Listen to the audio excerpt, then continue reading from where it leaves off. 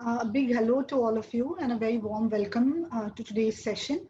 I'm Aparna Joshi and I'm a faculty with School of Human Ecology, Tata Institute of Social Sciences, and I'm a psychologist and psychotherapist by training.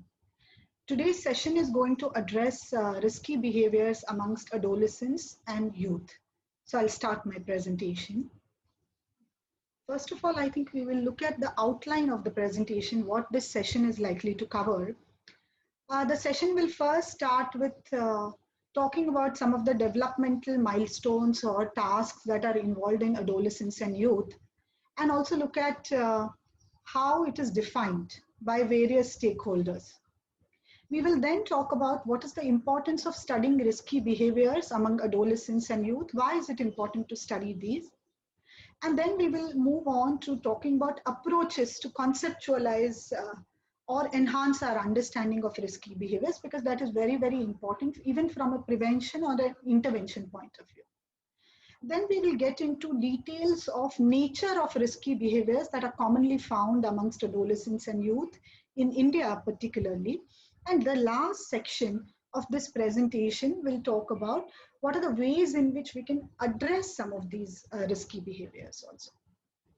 So let's first of all start by understanding what are some of the important developments or developmental tasks that are involved in adolescence and youth. And I'm sure you must be familiar with many of these.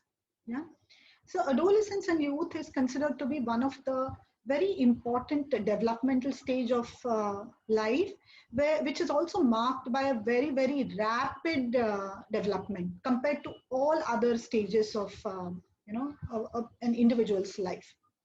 You can see that the biological maturity precedes psychosocial maturity, and it is characterized by several changes which are related to puberty, hormonal changes. There are neuronal developments also, and we'll talk about it as one of the approaches to understanding adolescent risky behaviors also. So there is an enhanced emphasis on pleasure seeking, and there is a heightened emotionality during this phase of life. One can see that adolescents' cognitive faculties are also improving day by day during this particular stage of life, thereby making an adolescent far more capable of logical reasoning or even abstract thinking or making rational judgments. And therefore, you will typically see adults saying that this person argues a lot more than when this person was a child. Of course, all of us know that the rest of the world, other than the family, becomes a very important, sort of an entity in this adolescent or young person's life.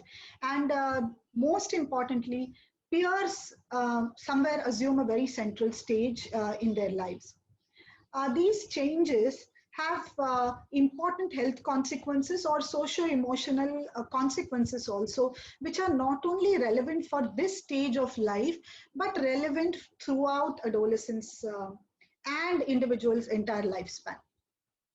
So if you look at adolescence and youth in India, or overall how adolescence or youth is defined, you will find a lot of overlap and ambiguity within these definitions. Right? So if you look at WHO's definition, adolescence actually is defined as an age group which spans over 10 to 19 years, which is further subdivided into early adolescence, 11 to 14, middle, 15 to 17, and late, 18 to 21.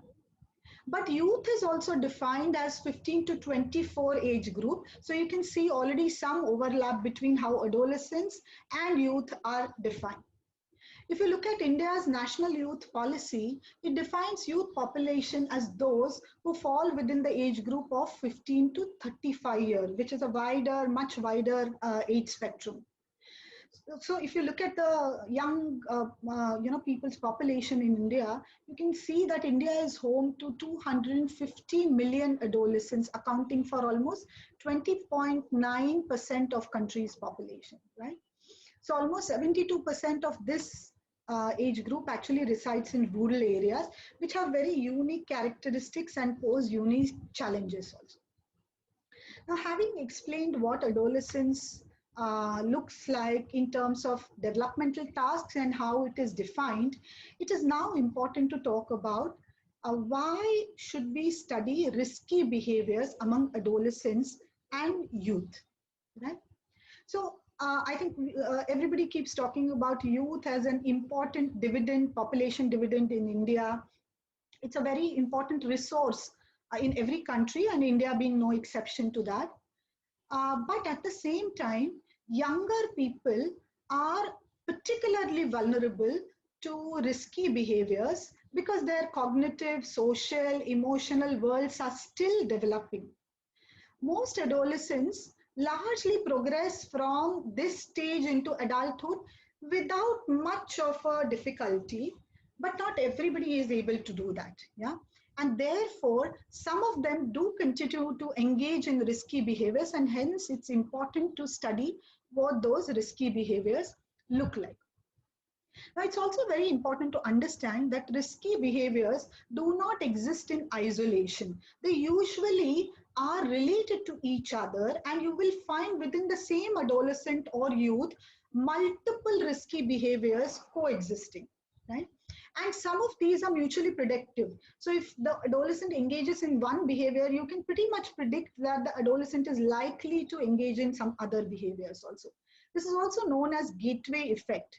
So for example, if an adolescent is smoking or drinking, then there is a possibility that these are gateway drugs which may pave way for adolescents' usage of harder drugs also, right?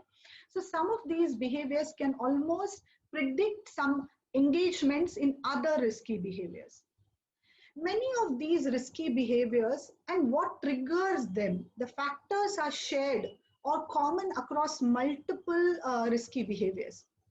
And most importantly, these risky behaviors, if an adolescent or youth engages in them, also are predictive of certain negative outcomes in this adolescent's life and the adult life, which may lead to poor sexual, mental, or physical health, or lower achievement in several areas or performance in several areas of life, and most importantly, social economic costs. Sometimes it may result in injuries and death.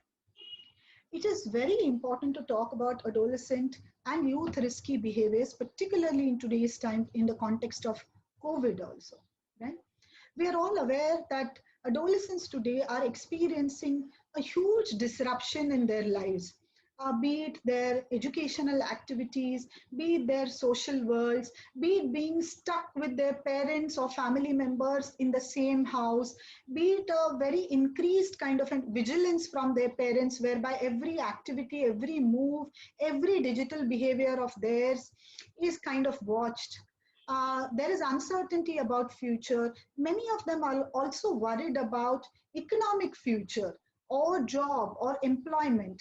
Some of them are also living in the same house where they are locked with the perpetrators or abusers who they had somehow managed to escape or access other support systems.